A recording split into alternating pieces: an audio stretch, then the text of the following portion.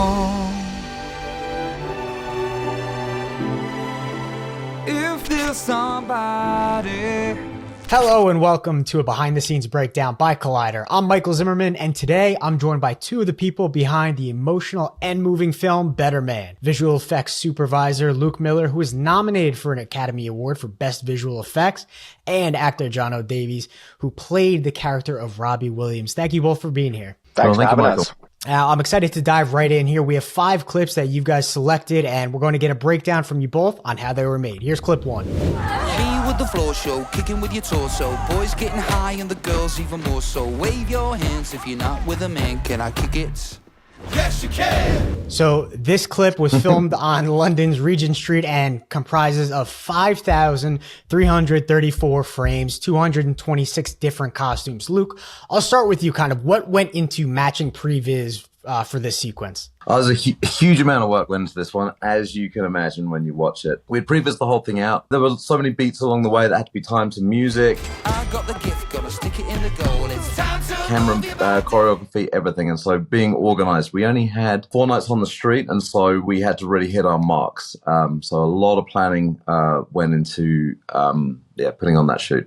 We have an on-set editor as well, which is one of the beauties of the way that Michael Gracie likes to work. So as we are actually shooting takes, we can cut them into the previs and make sure that we are hitting all of those marks. It means that when we got to the end of the 4 days, and started moving into post, we already had huge confidence that we would be able to stitch the whole thing together. Jonno, how much are you aware of all this other stuff going on while you're acting, shooting these scenes? Do you have to know certain things when it comes to all these visual effects? I mean, not really. I was blessed with the idea that I played Robbie as a human. I was playing it as if it was my face and I was wearing the costume. Of course, there's times when we don't have gumballs surrounding us as we crash into it. We're having to, imagine that. In terms of surrounding VFX, I just kind of was allowed to let rip and have a good time. If there's somebody calling me on, she's the one. Luke, what kind of challenges are there with filming effects with so much choreography like we just saw? That sequence we were just looking at was insanely complex, because one of the hardest things to do when you're working with a digital character is the interaction. It's very painstaking work. Then there's no really other way to do it. You have to create a digital version of Rochelle, who plays Nicole Appleton as well, so that she can essentially affect the clothing. When she puts her hands on Robbie, you'll get indents and the clothing will move. It just becomes a very laborious process of back and forth between the animation department and the people who simulate the clothing, until all of those contacts become 100% convincing. And then in this sequence, there's about 1,000 of them. So I have to say as well, what Luke did so brilliantly, and Andy on set, because they were there for every shot, right, was they always said if the technology got in the way of performance, then they would do whatever they can to help facilitate performance. Luke was always the first to say, let's ditch it. It's going to make our job harder when it comes to animating, but the performance is what's key here. And I stood tall and did it my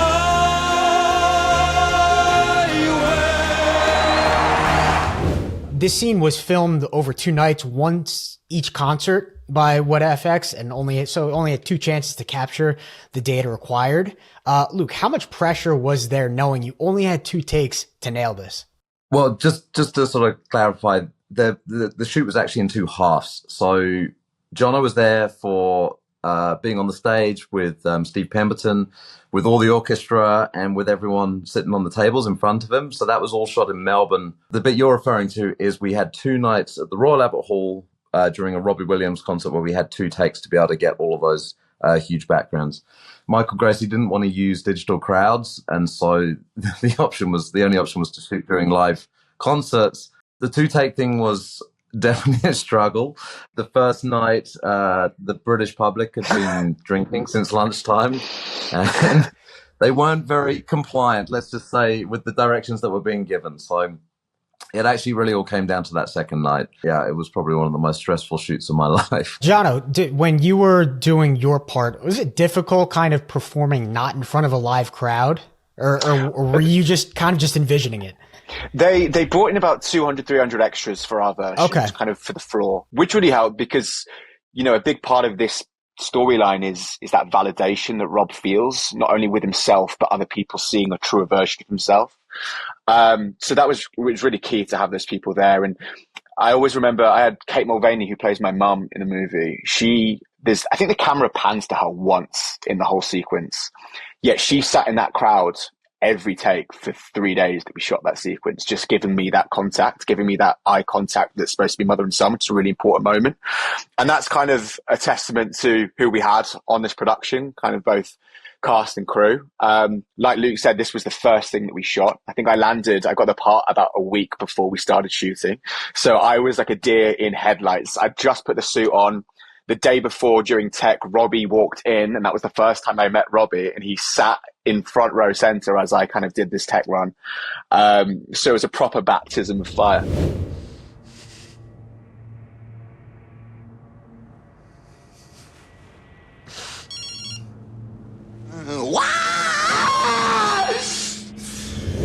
Jonno, I want to start with you on this one. I kind of want to highlight the emotion and self-doubt we see in this scene. For those that aren't familiar with the UK, Nebworth is an iconic music venue, so there is certainly a lot of pressure. Talk about that self-doubt that we see kind of from Robbie, not knowing whether or not he's good enough. Yeah, it's a huge kind of motif of the film. It's, you know, Nebworth is what he's building for throughout the whole thing. It's what he's striving for, and yet we start to see that overreach is poisonous. And suddenly, when you're given the chance to do that thing, you then are consumed by fear, because now you have to prove that you're worthy of the opportunity. I have a fond memory for this day. We really struggled through this scene. Like Luke said, we used previs a lot. Michael uses previs a lot, and it just wasn't. The blocking wasn't working. It wasn't down to, it just felt off that day, and no one could put a finger on it. And Michael just said, look, let rip, forget what we've done. You and Steve just be two actors on set, bouncing off each other and see what happens. And that playfulness and that freedom that we were given really brought this scene to a whole nother level. And I think, as you said, you really get to see the darkness in Rob here. It's just a stage fright. You're not listening! No, it's normal! Luke, with so many different changes of emotion in this one scene, you know, sad, scared, angry, can you talk about the process of having to scan different faces of Robbie in order to create that facial puppet? It was actually the first scene that we tackled in the whole film. I wanted to pick something which would really road test the whole gamut of human emotion that we would have to represent within the film. And this one was, if we could nail the scene, we'd be able to nail every scene, you know. Then it becomes down to the sort of the skill of the animation team, particularly in this scene, because we didn't have the camera on a lot, so it was down to hand animation for the face, and just replicating that performance and just really drilling into everything that Jonno gave and making sure that that was represented on the digital character. It was a big challenge, but when we all sat back and were able to watch that first version of it, we knew we were going to be fine. Yeah. You can't manufacture a miracle. The silence was pitiful that day. Throughout all these clips, we've seen different hairstyles and, you know, the different tattoos you slowly had to add to Robbie's body. Talk about kind of changing the visual of Robbie throughout the entire film and throughout these clips that we've seen. Yeah, it's actually one of the things I'm most proud of when I watch the film is, you know, you obviously experience Robbie's journey through the performance and the story, but you also see it in the way in which he represents himself throughout the film. You know, we had an insane number of costume changes in the film. There's 250 different outfits, different hairstyles as well. You really get to feel that journey through those things. The costume department provided us with all the garments that you see in the movie, and we scanned every single one of them and then, you know, recreated everyone digitally. But it's a really beautiful way of that charts his story and his, you know, his ascension through fame and throughout. Yeah. Jonno, how was it filming that scene where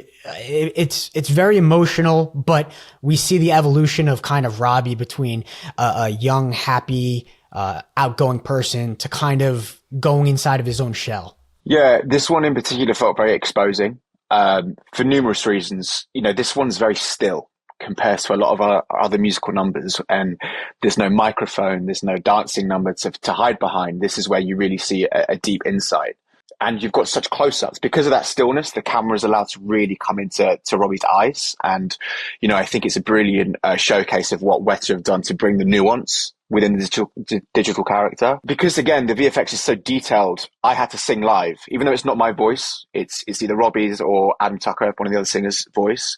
I had to sing live on set because you need to see the vocal, folds moving. You can only bring out the emotion from song by singing. If I was to mime, it wouldn't have that same impact. And so I had to sing live on set. And that for me was very scary. But that feeling of fear really helped with these moments. The singing's not just confined to this area of the face. It's air going into the lungs. It's coming back out again, and so it affects the whole body. And because we're capturing all that data and we'll apply that to the chimp character, we need the lungs expanding and the way the shoulders drop and all of that. All of that subtlety does get fed into Robbie. Thank you both for your time. Thanks to Luke Miller and Jonno Davies from A Better Man for taking the time to take us behind the scenes.